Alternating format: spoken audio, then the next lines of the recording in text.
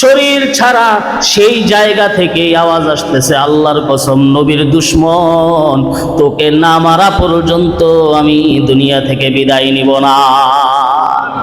ইন্না মিন ইবাদিল্লাহি লাউ আকসামা আলাল্লাহি লা আবাররাহু, এমন কিছু বান্দা আছে যেই বান্দাগুলো যদি আল্লাহর কসম করে ফেলে, আমার আল্লাহ সেই বান্দাদের কসমকে পূরণ করে দেন। সুবহানাল্লাহ।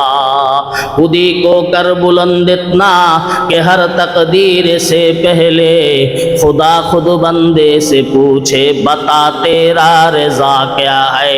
ওই যেই মাস চলছে এই মাসকে বলা হয় রজব মাস। 12 মাসের মধ্যে 4টা মাসের সম্মান বেশি। এই 4 মাসের মধ্যে একটা মাসের নাম হলো রজব মাস। 4 মাসকে ইসলামী পরিভাষায় আশহুরুল হুরুম অথবা হারাম মাস সমূহ বলা হয়। হারাম শব্দের অর্থ নিষিদ্ধ যেমন হয়, হারাম শব্দের অর্থ সম্মানিতও হয়। মসজিদুল হারামকে মসজিদুল হারাম কেন বলা হয়? পৃথিবীর মধ্যে সবচেয়ে সম্মানিত মসজিদ হলো সেটা, এজন্য মসজিদুল হারামকে বলা হয় মসজিদুল হারাম। আবার নিষেধের অর্থও হতে পারে, বাহিরে যে সমস্ত কাজ করা যায় সব ধরনের কাজ মসজিদুল হারামের এরিয়ার মধ্যে করা যায় না। একে বলা হয় হুদুদে হারাম, হারামের সীমানা। এই এরিয়ার মধ্যে সব ধরনের কাজ করা যায় না। তো আরবি 12 মাসের মধ্যে 4টা মাস হলো হারাম মাস। হারাম অর্থ সম্মানিত, সেই হিসেবে 4টা মাসের সম্মান আদিকাল থেকেই চলে আসতেছে। এই 4 মাসের মধ্যে একটা মাস হলো রজব মাস। সুতরাং আমরা এখন হারাম মাস তথা সম্মানিত মাসের মধ্যে আছি। তাফসীরে আহকামুল কোরআন ইমাম আবু বকর জাসসাস রাজি রহমতুল্লাহি আলাইহির লেখা। তিনি ইন্না ইদ্দাতাশ শুহুরি ইনদাল্লাহি 12 শাহরান ফি কিতাবিল্লাহ ইয়াউমা খালাকাস সামাওয়াতি ওয়াল আরদ মিনহা আরবাআতুন হুরুম, এই আয়াতের তাফসীরে তিনি উল্লেখ করেন হারাম মাসসমূহে, সম্মানিত মাসসমূহের মধ্যে ভালো কাজ করলে যেরকম আল্লাহ ডাবল ডাবল প্রতিদান দান করেন, ঠিক তেমনিভাবে মন্দ কাজ করলে ডাবল ডাবল গুনাহও আল্লাহ দিয়ে দেন। আর এটাই সম্মানের তাকাজা। সব জায়গায় গুনাহ করা একরকম, মসজিদের ভিতরে গুনাহ করা আরেক রকম। আবার পৃথিবীর সব মসজিদে গুনাহ করা একরকম, মসজিদুল হারামের মধ্যে গুনাহ করা আরো মারাত্মক। জায়গার ভিন্নতায় গুনাহ অথবা নেক আমল এর গুরুতর অবস্থা হয়ে যায়। সাধারণ জায়গায় গুনাহ তো গুনাহও সাধারণ, কিন্তু দামি জায়গায় গুনাহ তো গুনাহটাও ওই সময় মারাত্মক ক্ষতিকর হয়ে যায়। ঠিক না বে ঠিক? সেই ধারাবাহিকতায় সারা বৎসরের গুনাহ একরকম, হারাম মাসসমূহে গুনাহ আরেক রকম। সুতরাং হারাম মাসসমূহে গুনাহ করাটা বান্দার জন্য ক্ষতিকর বেশি অন্য সময়ের তুলনায়। এজন্য হারাম মাসসমূহের দাবি আমাদের কাছে হলো এই সমস্ত মাসে নেক আমল বেশি বেশি করা এবং গুনাহ থেকে বেশি বেশি বাঁচা। আল্লাহ পাক রব্বুল আলামিন আমাদেরকে গুনাহ মুক্ত থাকার তৌফিক দান করুন। আল্লাহ বলেন ওয়াত্তাকু যাহিরাল ইসমি ওয়া বাতিনা, ও আমার বান্দারা তোমরা প্রকাশ্য গুনাহ এবং গোপন গুনাহ সমস্ত গুনাহ থেকে বাঁচো। কারণ প্রত্যেকটা গুনাহকেই বান্দা কিয়ামতের ময়দানে দেখবে। আল্লাহ চাইলে প্রতিটা গুনাহের উপরে শাস্তি দিতে পারেন, আবার যে কোনো একটা গুনাহকে ধরে সেটার শাস্তিও কঠিন থেকে কঠিনতর হতে পারে। ঠিক না বে ঠিক? ফামান ইয়ামাল মিসকালা যাররাতিন খায়রান ইয়ারা ওয়া মান ইয়ামাল মিসকালা যাররাতিন শাররান ইয়ারা। সূরা জিলজালের মধ্যে আল্লাহ বলেন, যে ব্যক্তি অণু পরিমাণ, জাররা পরিমাণ গুনাহ করবে, ওইটাকেও কিয়ামতের ময়দানে দেখতে পাবে।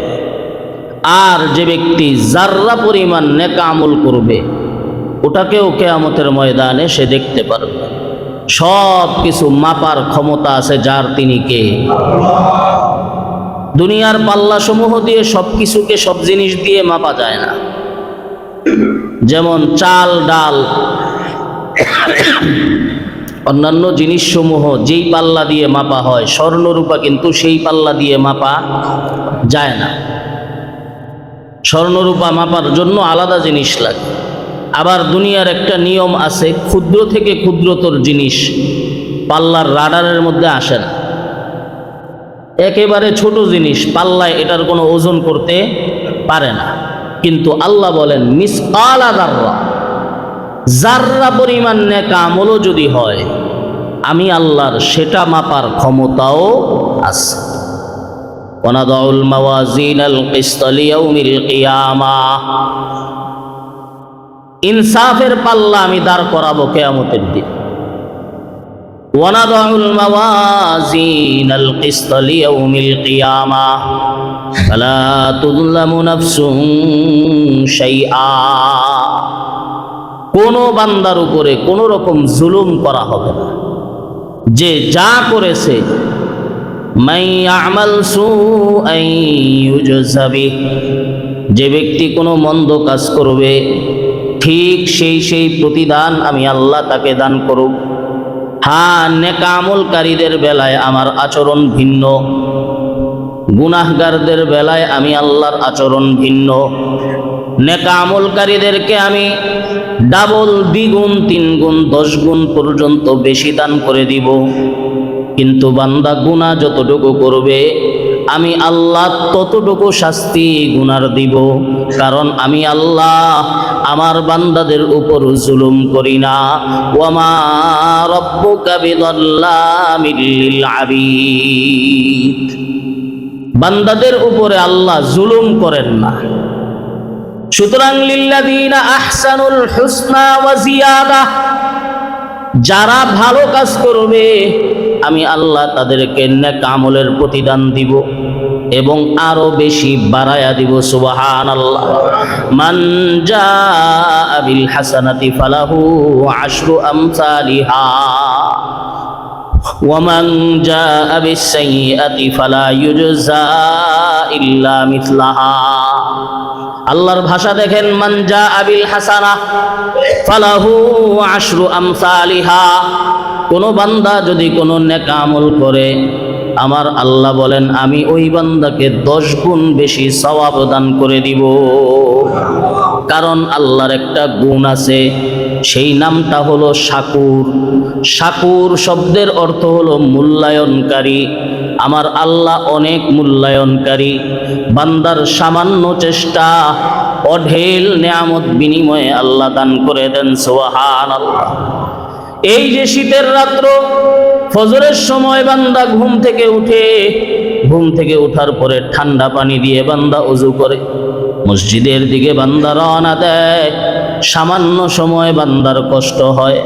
নবী আমার বলেন, বাশশিরিল মাশাইনা ফিজ-জুলামি ইলাল মাসাজিদি বিল জান্নাহ, যে সমস্ত মানুষরা রাতের অন্ধকারে, তুফানের অন্ধকারে, শীতের বাতাসের সময় মসজিদের দিকে দৌড়ায়, ওই মানুষগুলোকে আল্লাহর মেহমানখানা জান্নাতের সুসংবাদ দিয়ে দাও। লা ইয়াদখুলুন নারু রাজুলুন সাল্লা ক্বাবলা তুলুইশ শামসি ওয়া ক্বাবলা গুরুবিহা। হাদিসে পাকের মধ্যে রাসূলুল্লাহ সাল্লাল্লাহু আলাইহি ওয়া আলিহি ওয়াসাল্লাম বলেন, যেই ব্যক্তি সূর্য ওঠার আগে নামাজ আদায় করে আর সূর্য ডুবার আগে নামাজ আদায় করে, ওই ব্যক্তিকে আল্লাহ জাহান্নামে প্রবেশ করাবেন না। সকাল তো আমরা সবাই করি, কুল্লুন নাসি ইয়াগুদু, নবী আমার বলেন সবাই ঘুম থেকে উঠে ফাবাইউন নাফসাহু, সবাই নিজেকে বিক্রি করে দেয়। সবাই ঘুম থেকে ওঠার পরে নিজেকে বিক্রি করে দেয়, কিন্তু খরিদ্দার ভিন্ন। কারো খরিদ্দার হলেন স্বয়ং আল্লাহ, আর কারো খরিদ্দার হলো শয়তান। ফাকুল্লুন নাসি ইয়াগুদু ফাবাইউন নাফসাহু, নবী আমার বলেন প্রত্যেকটা মানুষ রাতের বেলা ঘুমায়, ঘুম থেকে ওঠার পরে নিজেকে বিক্রি করে দেয়। তবে খরিদ্দার ভিন্ন, কেউ আল্লাহর কাছে নিজেকে বিক্রি করে দেয়, আর কেউ শয়তানের কাছে নিজেকে বিক্রি করে দেয়। আল্লাহর কাছে কারা নিজেকে বিক্রি করে দেয়? যে ব্যক্তি ঘুম থেকে ওঠার পরে প্রথম কাজ হলো আল্লাহর হুকুম আদায় করা, সুবহানাল্লাহ। ওই বান্দার লাইফ স্টাইলটাই ভিন্ন। ওই বান্দা ঘুমাইতে যায় আর দোয়া করে, আল্লাহুম্মা বিসমিকা আমুতু ওয়া আহইয়া, ইয়া আল্লাহ আমি আপনার গোলাম, আপনার নামেই আমি মারা যাই, আবার যদি জীবিত আমি হতে পারি তো আপনার নামেই আমাকে জীবিত হতে হবে, ঠিক না বেঠিক? ঘুম মরণের ছোট ভাই। ঘুম মরার কি? আর নাওমু আখুল মাউত, ঘুম হলো মৃত্যুর ছোট ভাই। আল্লাহ কোরআনে বলেন, আল্লাহু ইয়াতাওয়াফাল আনফুসা হিনা মাউতিহা ওয়াল্লাতী লাম তামুত ফি মানামিহা। যেই মানুষের মৃত্যু চলে আসে ওই মানুষের জানটা আল্লাহ কবজ করেন, আর যাদের মরণ আসে নাই তাদের জানকেও আল্লাহ কবজ করেন। কখন? আল্লাহ বলেন ফি মানামিহা, ঘুমের টাইমে আল্লাহ বান্দার জানটাকে কবজ করে নেন। ফায়ুমসিকুল্লাতী ক্বাদা আলাইহাল মাউতা, ঘুমের টাইমে কিছু কিছু বান্দার জান আল্লাহ কবজ করে নেন, ওই জান আর ফেরত দেন না। যার মৃত্যুর টাইম চলে আসে তার জানটাকে আর ফেরত দেন না। দেখা যায় সুস্থ সবল মানুষ রাতের বেলা ঘুমাইতে যায়, এই ঘুমটাই তার জীবনের শেষ ঘুম হইয়া যায়, ঠিক না বেঠিক? ইযা জাআ আজালুহুম লা ইস্তাখিরুনা সাআতাও ওয়া লা ইস্তাকদিমুন, মৃত্যুর সময় যখন চলে আসবে, চেবর খাকে মুরদান চেবর রোয়ে খাক, চেবর তখতে মুরদান চেবর রোয়ে খাক, চু আহেঙ্গে রফতান কুনাদ জানে পাক, চেবর তখতে মুরদান চেবর রোয়ে খাক। যখন আমার প্রাণ পাখিটা যাওয়ার ইচ্ছা করবে, মাটির মধ্যে গেলেও কি আর সিংহাসনের মধ্যে গেলেও কি, যদি আমার ঠিকানা জান্নাত হয় তো আমি মাটির মধ্যে থেকেও সফল, ঠিক না বেঠিক? আল্লাহু ইয়াতাওয়াফাল আনফুসা হিনা মাউতিহা ওয়াল্লাতী লাম তামুত ফি মানামিহা ফায়ুমসিকুল্লাতী ক্বাদা আলাইহাল মাউতা ওয়া ইউরসিলুল উখরা ইলা আজালিন মুসাম্মা।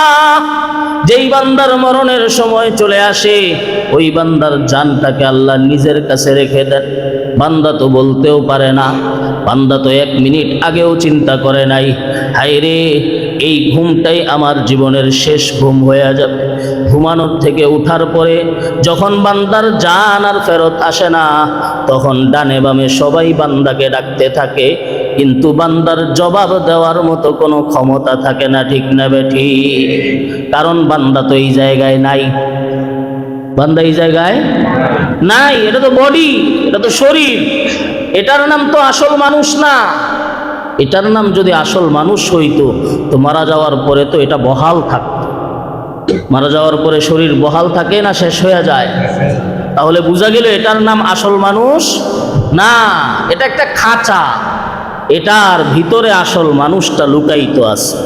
যে আসল মানুষটাকে আল্লাহ টেনে নিয়ে যান তো বান্দা পরবর্তীতে আর তখন বলা হয় অমুকের লাশ। অমুক বলে না, বলে কি এটা অমুকের লাশ।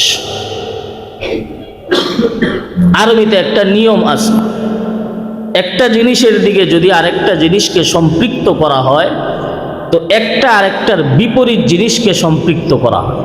যেমন এই যে এটা আমি না আমার রুমাল, রুমাল এটা আমি না, আমার রুমাল। তাহলে বোঝা গেল আমার বলতে যে জিনিসগুলো বলা হবে, আমি আলাদা, ওই জিনিসটা আলাদা।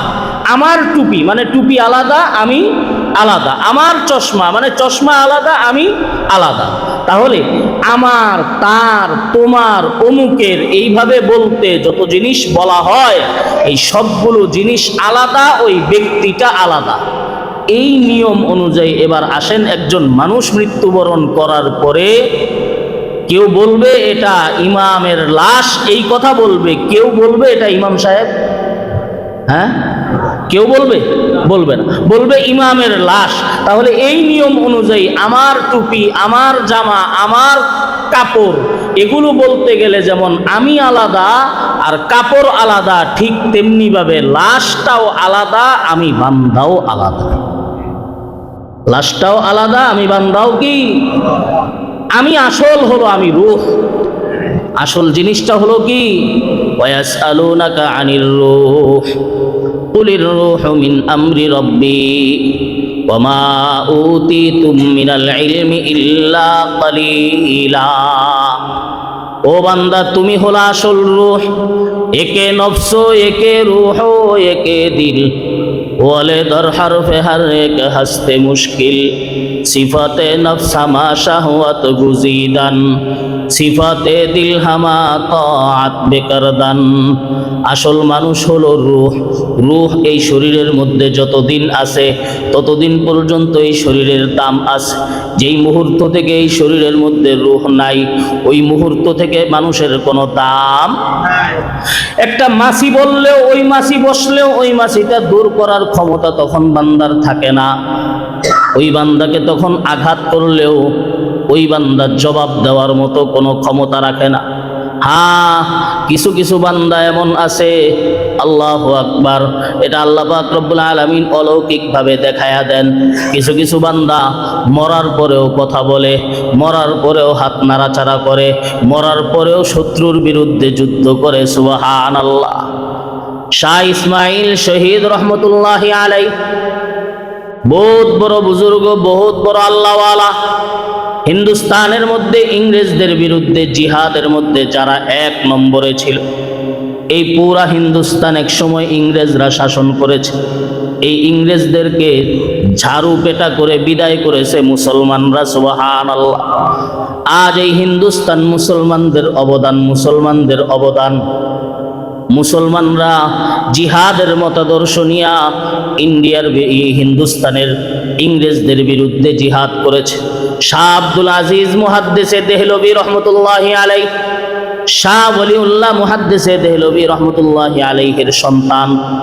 যেই শাহ ওলিউল্লাহ এই পাক ভারত উপমহাদেশে সর্বপ্রথম হাদিস নিয়ে আসছেন, সেই শাহ ওলিউল্লাহর সন্তান শাহ আব্দুল আজিজ মুহাদ্দিসে দেহলভী রহমতুল্লাহি আলাইহি দিল্লির মিম্বর থেকে ফতোয়া দিলেন, ইংরেজদের বিরুদ্ধে জিহাদ করা মুসলমানদের উপর ফরজ।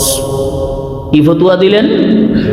ইংরেজদের বিরুদ্ধে জিহাদ করা মুসলমানদের উপর কি? আওয়াজ ছড়ায়া যাইতে দেরি নাই, মুসলমান সব প্রস্তুত হয়ে গেছে। কারণ পাক্কা মুসলমান, মুনাফিকের কোনো স্থান সেখানে নাই। ঠিক না বেঠিক? জিহাদের জন্য মানসিকতা তারই থাকবে যার ঈমান পরিপূর্ণ। যার ঈমান পরিপূর্ণ না, জিহাদ দেখলে হাজার গুণ পিছায়া যাবে। আর জিহাদকে বলবে সন্ত্রাস, সন্ত্রাসকে বলবে জিহাদ। নাউজুবিল্লাহ। জিহাদ আল্লাহর পবিত্র বিধান। কনসেপ্ট ক্লিয়ার থাকা চাই, আকীদা বিশ্বাস ক্লিয়ার থাকা চাই। আর না হলে হাজার রাকাত নামাজ পড়লেও আকীদা বিশ্বাস যদি ক্লিয়ার না হয়, তাহলে ওই নামাজের কোনো দাম। এই কথাই আল্লাহর নবী বলেন, আখলিস দীনাকা ইয়াকফিকাল আমালুল কলিল। তোমার দিনকে খাঁটি করো, সামান্য আমল তোমার নাজাতের জন্য যথেষ্ট হয়ে যাবে। দিন যদি ভেজাল থাকে, আকীদার মধ্যে যদি ভেজাল থাকে, বিশ্বাসের মধ্যে যদি ভেজাল থাকে, বান্দা যদি মনে করে আমার আল্লাহ যেইভাবে সন্তান দেয়, মাজারের মধ্যে যিনি শুয়ে আছেন তারও সন্তান দেওয়ার ক্ষমতা আছে। বান্দা 1000 রাকাত নামাজ পড়বে, আল্লাহর জান্নাতের ঘ্রাণ পর্যন্ত পাবে না। ঠিক না বেঠিক? কেন পাবে না? কারণ তার আকীদা ঠিক নাই। আকীদা ঠিক না রেখে 1000 রাকাত নামাজ পড়লেও কোনো লাভ নাই। বেঈমানদের 1000 ভালো কাজ কোনো লাভ নাই। এক একটা সংখ্যা এক, আরো আগেও বলেছিলাম, এক একটা সংখ্যা, এই সংখ্যার আগে যদি 1000 1000 শূন্য বসে, বিন্দুমাত্র দাম আসেনি। এক একটা সংখ্যা, এই সংখ্যার আগে যদি 1000 কোটি শূন্য বসে, এই শূন্য 1000 বসলেও কোনো দাম নাই। আর একের পরে যদি একটা শূন্য থাকে, ওই শূন্যর দাম আছে না নাই? ঠিক তেমনি ভাবে ঈমান হলো একের মতো এক। ঈমান হলো একের মতো এক। এই ঈমানের পরে যদি সামান্য নেক আমলও থাকে, বহু দাম বহু দাম।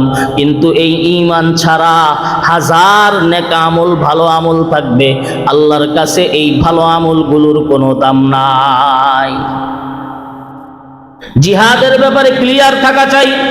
নামাজ যেরকম আল্লাহর ফরজ বিধান, রোজা যেরকম আল্লাহর ফরজ বিধান, যাকাত যেরকম আল্লাহর ফরজ বিধান, হজ যেরকম আল্লাহর ফরজ বিধান, ইসলামের বিধানগুলোর মধ্যে জিহাদের বিধানটাও এমন একটা ফরজ বিধান।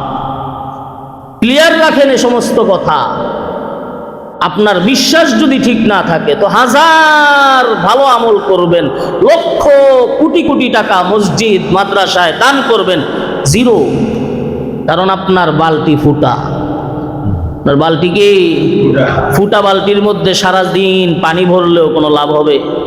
হ্যাঁ, কোনো লাভ নেই।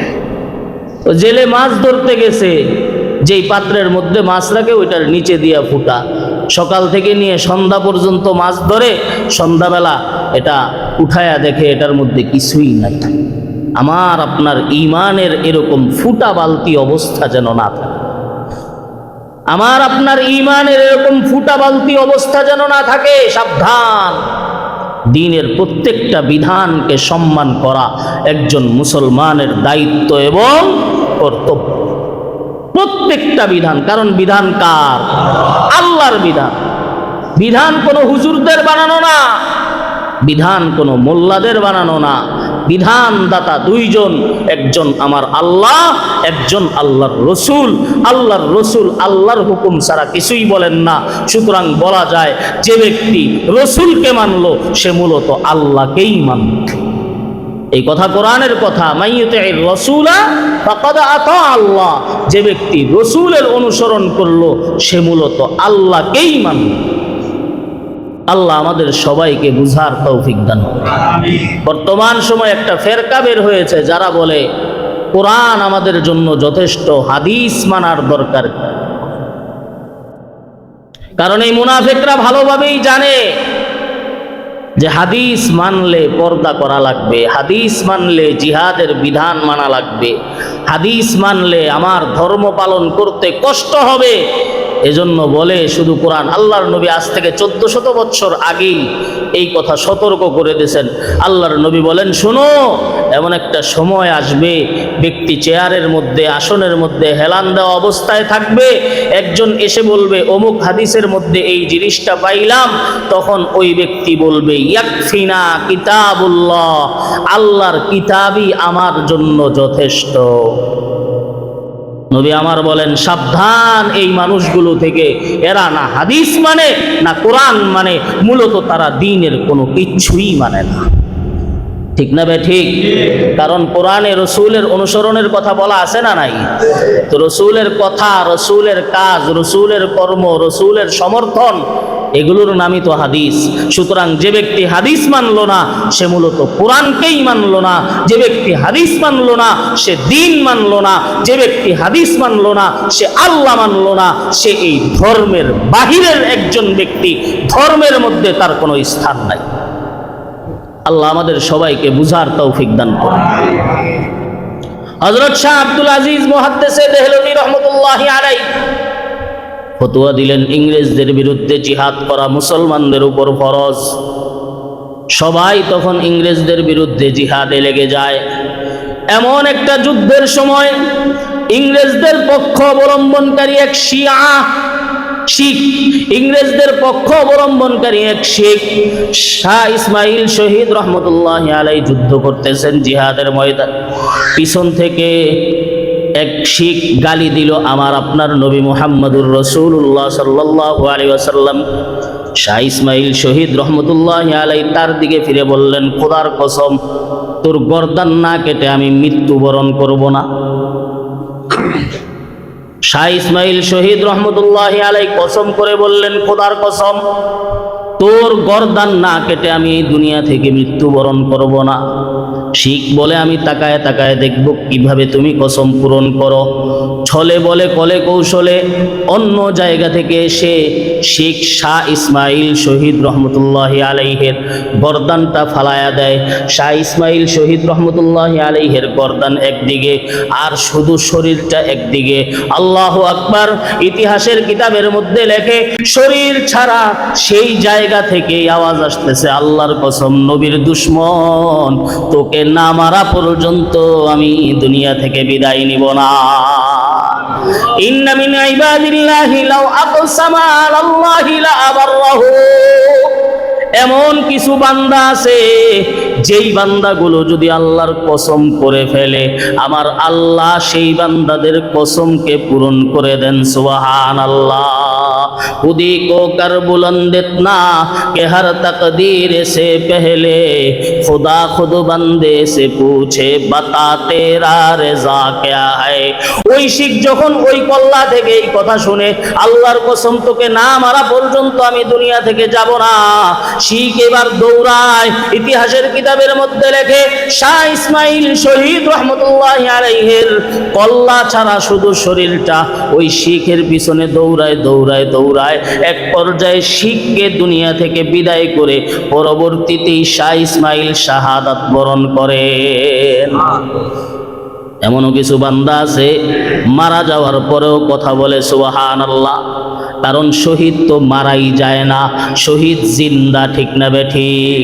আল্লাহ বলেন, ওয়ালা তাকুলু লিমান ইউকতালু ফি সাবিলিল্লাহি আমওয়াত ওয়ালা তাকুলু লিমান ইউকতালু ফি সাবিলিল্লাহি আমওয়াত বাল আহইয়া ওয়ালাকিন লা তাশউরুন।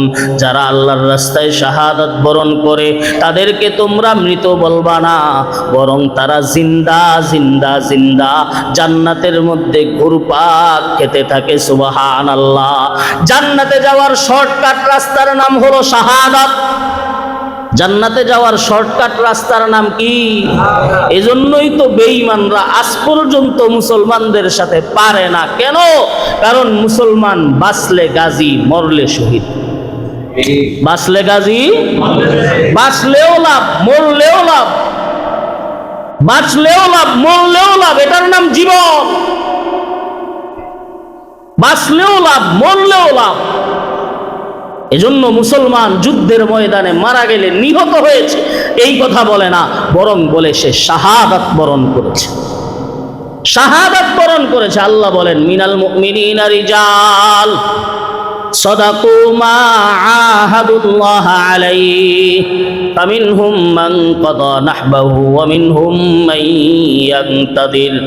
ঈমানদারদের মধ্যে এমন কিছু পুরুষ আছে, ঈমানদারদের মধ্যে এমন কিছু বীর বাহাদুর আছে, সাদাকু মা আহাদুল্লাহ আলাইহি, আল্লাহর সাথে করা ওয়াদাকে পূরণ করেছে, মানে আল্লাহর জন্য জীবনটা দিয়ে দিয়েছে। জীবন দেওয়ার মালিককে, জান दी दी हुई तो उसी की हक तो ये है कि हक अदा ना हुआ। আজ আমরা তো একটু কষ্ট করে নামাজটা পর্যন্ত পড়তে আসি না, আজ আমরা তো একটু কষ্ট করে ফজরের সময় ঘুম থেকে উঠি না, নামাজ পড়ি না। আর আল্লাহর নবীর সাহাবায়ে কেরাম প্রত্যেক ওয়াক্ত নামাজের পাশাপাশি রোজা রেখে জিহাদের ময়দানে জিহাদ পর্যন্ত করেছে। নবীর সাহাবী হযরত আনাস ইবনে মালিক রাদিয়াল্লাহু তাআলা আনহু দীর্ঘ 10 বছর পর্যন্ত আল্লাহর নবীর খেদমত করেছেন। হযরত আনাস ইবনে মালিক রাদিয়াল্লাহু তাআলা আনহুর চাচা হযরত আনাস ইবনুন নজর রাদিয়াল্লাহু তাআলা আনহু, ভাতিজার নামও আনাস, চাচার নামও আনাস। হযরত আনাস ইবনে মালিক রাদিয়াল্লাহু তাআলা আনহু বলেন, আমার চাচা উহুদের ময়দানে উপস্থিত হতে পারেন নাই। উহুদের ময়দানে আমার চাচা উপস্থিত হতে পারেন নাই।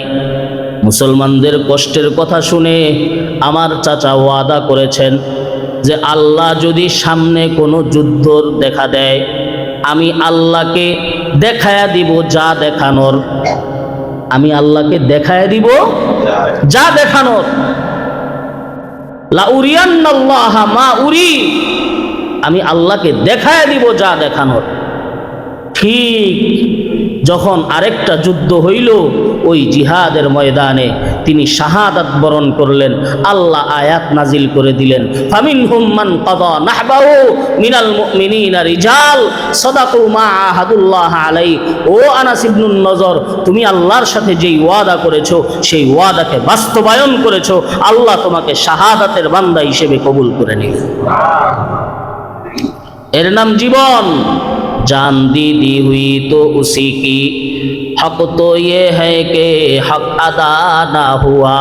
আমার আপনার জীবন সম্পর্কে প্রশ্ন করা হবে কি হবে না? ওই প্রশ্নের জবাব কিভাবে দিবেন? যারা নামাজ পড়েন না আমাকে বলেন, ওই প্রশ্নের জবাব কিভাবে দিবেন? আমার আল্লাহ যখন জিজ্ঞাসা করবে, বান্দা আমি তোমাকে চোখের মতো নেয়ামত দিয়েছি, আমি তোমাকে কানের মতো নেয়ামত দিয়েছি রে বান্দা, আমি তোমাকে বলার মতো জবানের মতো নেয়ামত দান করেছি, আমি তোমাকে চিন্তা ফিকির করার মতো ব্রেনের মতো নেয়ামত দান করেছি। কত মানুষ পাগল হইয়া রাস্তায় রাস্তায় ঘুরে, কত মানুষ চোখে দেখে না, কত মানুষ কানে শুনে না, কত মানুষ কথা বলতে চায় কিন্তু বলতে পারে না। সুস্থ সবল দেহের অধিকারী আমি আল্লাহ তোমাকে বানাইলাম, তোমার রিজিকের জন্য আমি সব কিছুর ব্যবস্থা করলাম। আবরবাদ ও মাহ খুরশিদ ও ফলক তার কারে আন তাতুনানে বকাফারি ও বগফলত নাখরি। এই আসমান তোমার খেদমতে, এই জমিন তোমার খেদমতে, এই চন্দ্র সূর্য তোমার খেদমতে, এই পাহাড় পর্বত নদী নালা সব তুমি বান্দার খেদমতে। আর দুনিয়া খুলিকাত লাকুম ওয়া খুলিকতুম লিল আখিরা, পুরা দুনিয়াটা বান্দা তোর জন্য আমি বানায়া দিলাম। এরপরও কেন আমি আল্লাহর ডাকে এসে নামাজ আদায় করতে পারলি না? আমি আল্লাহ তো সারাটা দিন তোর কাছে চাই নাই, দিনের মধ্যে সামান্য একটু সময় আমি আল্লাহ তোর কাছে চেয়েছি। দুনিয়ার কোনো মানুষ যদি সামান্য কিছু টাকা তোকে দেয়, তুই তো সারাদিন তার পিছনে গোলামি করিস। তোকে যদি দুনিয়ার কোনো মানুষ 1 লক্ষ 2 লক্ষ টাকা দেয়, এমনি দুনিয়ার কোনো মানুষ যদি আপনাকে আমাকে 1 লক্ষ 2 লক্ষ টাকা দেয়, আমাকে বলেন বুকে হাত দিয়া, আপনাকে যদি ওই ব্যক্তি কোনো হুকুম দেয় আপনি মানবেন কি মানবেন না? মানবেন, মানে উল্টা আরো যতটুকু বলেছে এর চেয়ে 1000 গুণ বাড়াইয়া তাকে খুশি করার চেষ্টা করবেন। কি জবাব দিবেন আল্লাহর কাছে?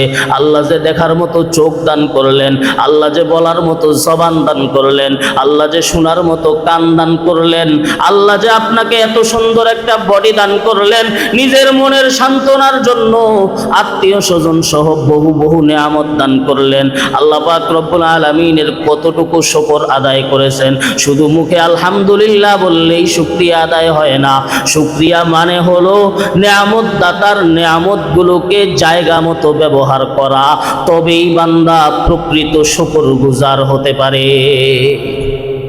কি জবাব দিবেন? নবী বলেন, লা তাজুলু কদামু আবদিন ইয়াউমাল কিয়ামাহ, লা তাজুলু কদামু আবদিন ইয়াউমাল কিয়ামাতি হাত্তা ইউসআলা আন খামস, عن حياته فيما أفناه وعن شبابه فيما أبلاه وعن ماله من أين اكتسبه وفيما أنفقه وعن علمه بما عمل به। নবী আমার বলেন, বনি আদমের কদম নড়বে না 5টা প্রশ্নের উত্তর না দেওয়া পর্যন্ত বনি আদমের কদম নড়বে না। আল্লাহর পক্ষ থেকে প্রশ্ন করা হবে, আন হায়াতিহি ফিমা আফনা, ও বান্দা আমি তো তোমাকে জীবন দান করেছিলাম, ওই জীবনটাকে কোন কাজে ব্যয় করেছো আমাকে বলো। এই প্রশ্নের উত্তর না দেওয়া পর্যন্ত বান্দা নড়তে পারবে না। দুঃখ লাগে মসজিদের পাশে মানুষগুলো ঘুরঘুর করে আজান শুনে দেখে, চোখে নামাজ চলতেছে, এরপরও নামাজ পড়তে আসে না, এরপরও আল্লাহর হুকুম মানার প্রতি খেয়াল থাকে না। সুস্থ সবল মানুষ আড্ডাবাজির বেলায় রাত্রের 1টা, 1:30, 2টা পর্যন্ত আড্ডা দিতে পারে, কিন্তু আল্লাহর ঘরে এসে আল্লাহ পাক রব্বুল আলামিনের কুদরতি কদমে সেজদা দেওয়ার মতো তৌফিক হয় না, আছে না নাই?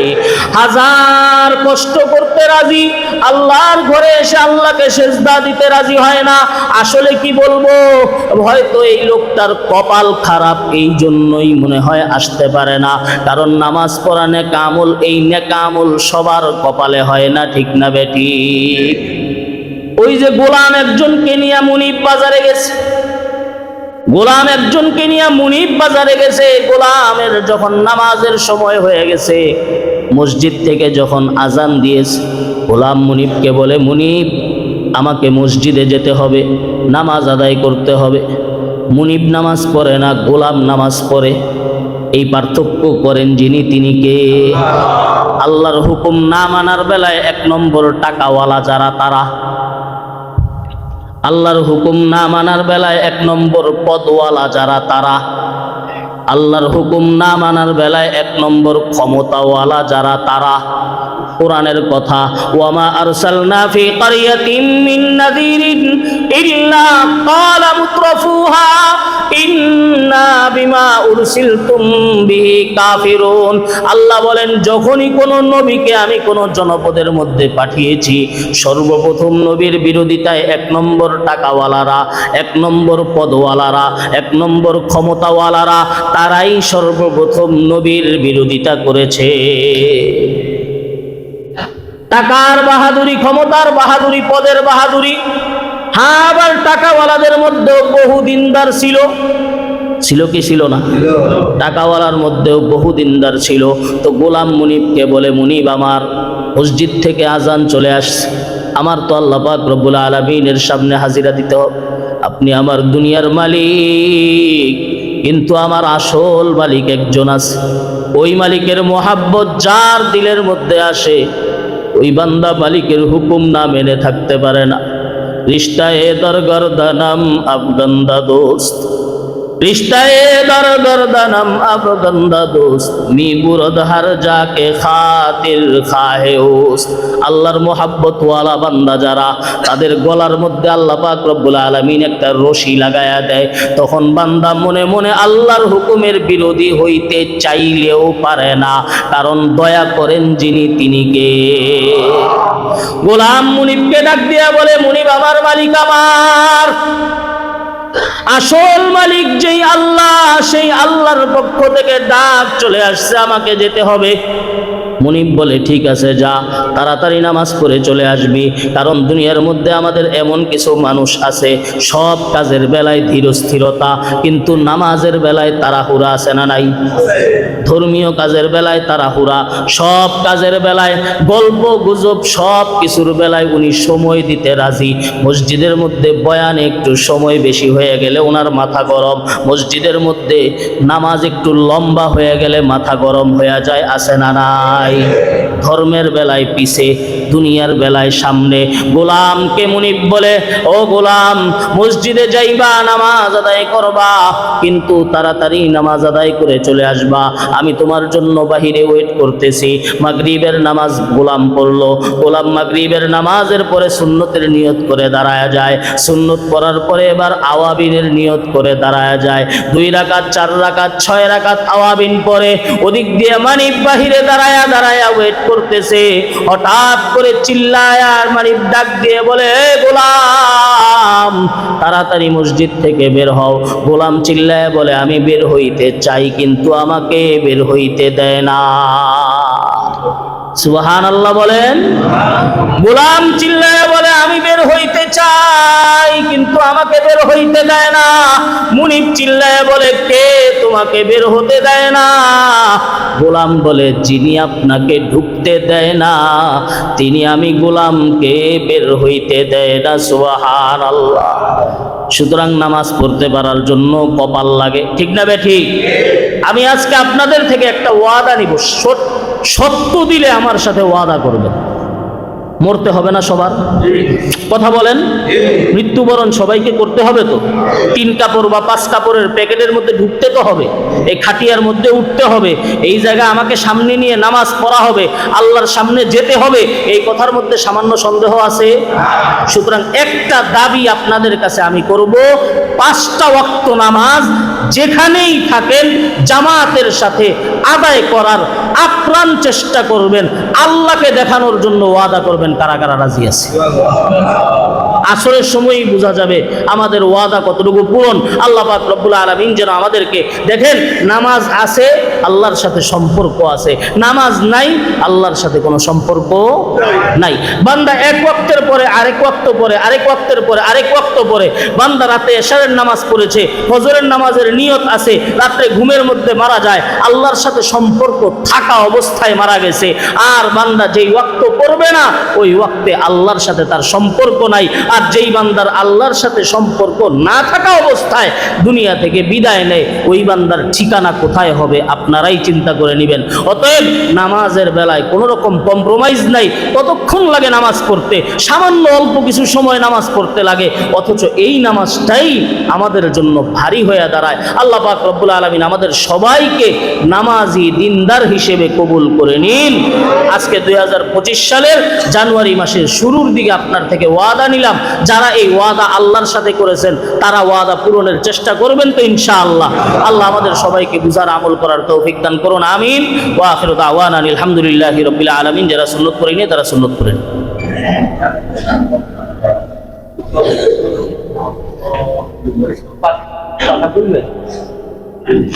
আগে জিগাইলাম আমি, কথা তাড়াতাড়ি শেষ হয়েছে।